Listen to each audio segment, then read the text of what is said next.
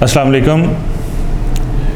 کروڑوں درود محمد و آل محمد صلی اللہ علیہ وسلم پر۔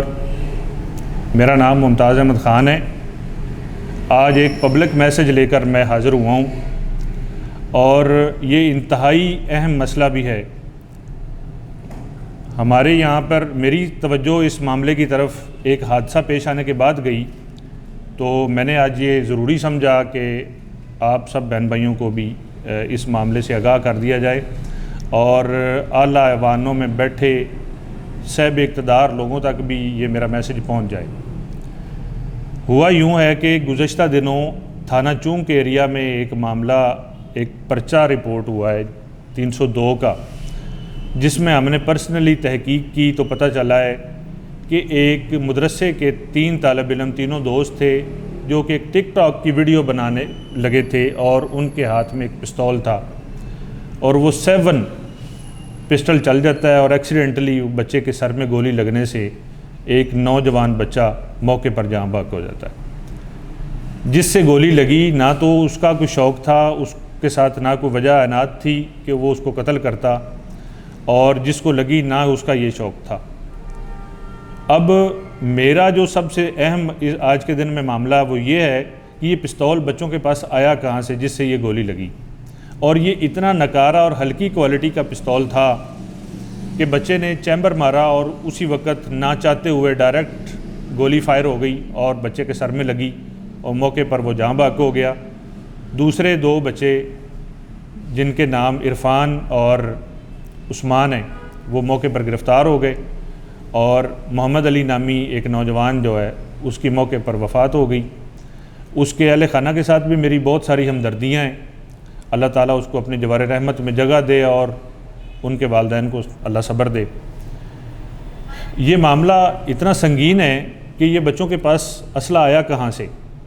ہمارے یہاں پر چائے بیچنے والے، چائے کا سٹال جو کہ ان رجسٹرڈ ہماری سوسائٹی میں، ہمارے رہائشی علاقوں میں چائے کا سٹال لگانے والے، جوتا پالش کرنے والے، لنڈے بازار کا سٹال لگانے والے، یا ڈرائی فروٹ بیچنے کے بہانے چھوٹے موٹے سٹال لگانے والے، جس میں موسٹلی ہمارے پشتون بھائی بھی ہیں۔ میں طبقاتی تفریق کی بات نہیں کرتا، لیکن انفارچونیٹلی ایسا ہے، افسوس کے ساتھ کہنا پڑتا ہے کہ جب بھی کوئی معاملہ، کوئی حادثہ پیش آتا ہے، ایک ہائی رسک سیکیورٹی ایریا میں جب اسلحہ پہنچ جاتا ہے تو بعد میں پتہ چلتا ہے جی کوڑا اٹھانے والے بھائی نے جو ہے وہ پستول وہاں ٹرانسپورٹ کیا۔ گزشتہ دنوں عدالت میں قتل ہو گئے تو اس کی بھی تحقیق کے بعد پتہ چلا کہ وہ اسلحہ ہائی سیکیورٹی میں پہنچا کیسے؟ وہ کوڑا اٹھانے والے ایک ہمارے پشتون بھائی نے وہ اندر پہنچایا۔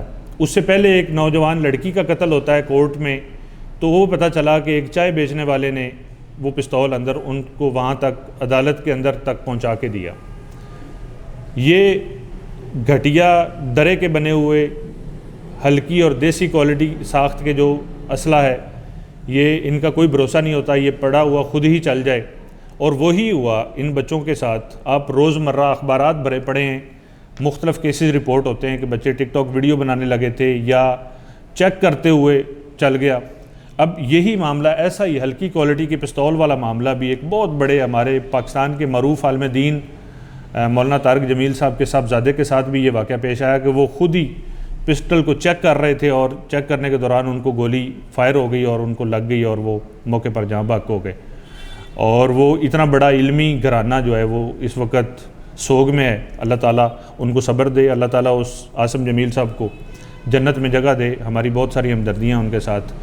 تو یہ گھٹیا اور ہلکی کوالٹی کے اسلحے کی وجہ سے ہوتا ہے، اور یہ آتا کہاں سے؟ میں نے جیسا کہ عرض کیا، یہ سٹال لگانے والے اور اس طرح کے لوگ، کوئی بھی بندہ 15 سے 20 ہزار روپے خرچ کرے اور بآسانی یہ دستیاب آپ کو ہو سکتا ہے۔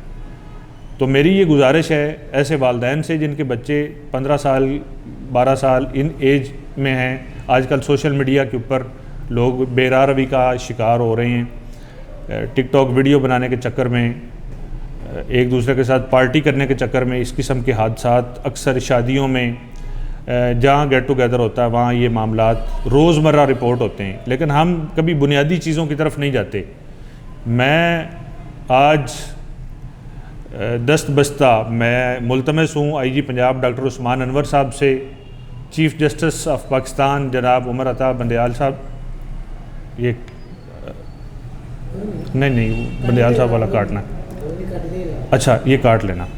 چیف جسٹس آف پاکستان جناب قاضی فائز عیسیٰ صاحب سے اور سی ایم پنجاب جناب محسن نقوی صاحب سے اور دیگر اعلیٰ حکام سے میں ملتمس ہوں کہ وہ اس کے اوپر ایکشن لیں. یہ جو اس قسم کے ریفیوجیز اب کہ ہماری گورنمنٹ یہ کام کر رہی ہے, لوگوں کو نکال رہی ہے ملک سے, لیکن اس کے باوجود یہ سوسائٹی کا ناسور بن کے یہ لوگ ہمارے ارد گرد موجود ہیں جو ہمارے بچوں کو بے راہ روی کا شکار کر رہے ہیں. منشیات کی ٹرانسپورٹیشن سے لے کر اسلحے تک اس قسم کے سسپیکٹس جو ہیں وہ ہمیں پرووائڈ کرتے ہیں اور وہ بعد میں حادثات کا شکار ہوتے ہیں.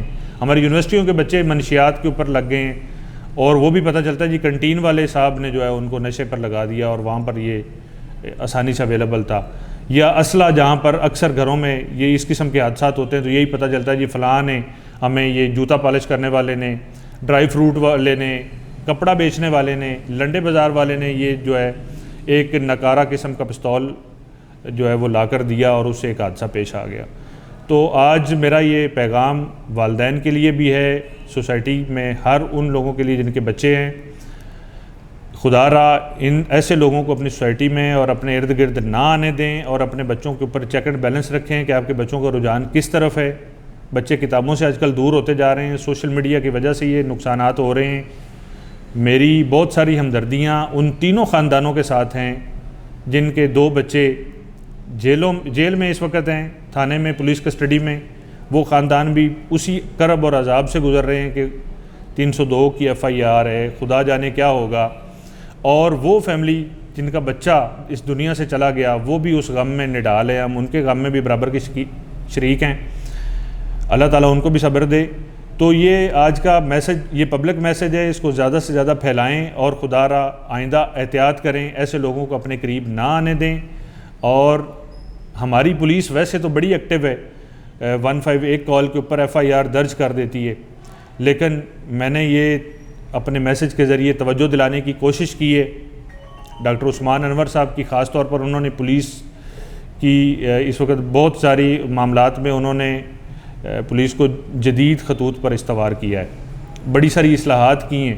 تو کائنڈلی ڈاکٹر صاحب میں آپ سے ملتمس ہوں کہ آپ اس کے اوپر بھی ایک ایکشن لیں, ایسے لوگوں کو ان کی فہرستیں بنائیں, ان کو سسٹم میں لائیں.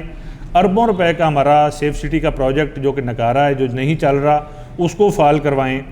میں اپنی گورنمنٹ سے بھی یہ گزارش کرتا ہوں تاکہ ایسے لوگوں کو اس قسم کی جو ہے اسلحے کی ٹریفکنگ اور ڈرگز ٹریفکنگ میں وہ یہ پکڑے جائیں اور ان کی روک تھام ہو سکے, ان کا تدارک ہو سکے اور ہمارے بچے بے راہ روی کا شکار ہونے سے یا کسی کو اپنی زندگی سے ہاتھ دھونا پڑتا ہے وہ بچ سکیں.